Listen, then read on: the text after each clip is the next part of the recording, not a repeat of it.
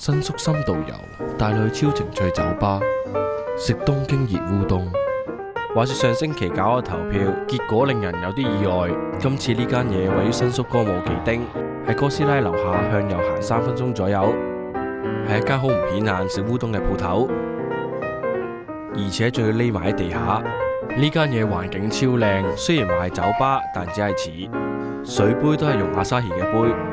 除咗烏冬，都仲有好多嘢可以食，和牛火鍋、當、甜品。咁當然仲有好多唔同種類嘅酒。個 size 係好癲，可以叫到落3個烏冬。咁今次唔飲可樂，飲下啤酒，正啊！好大碟。咁就根據自己口味落啲汁落去，麻辣和牛烏冬鍋，未放落口都知正啊！塊和牛都唔細，有3塊，唔使講你都知正啊！咁個份量都幾多，叫2個烏冬就夠。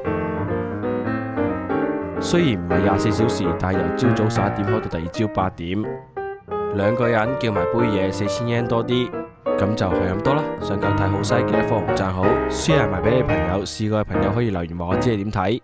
Zulu Tom Tan，新宿店，下次再見。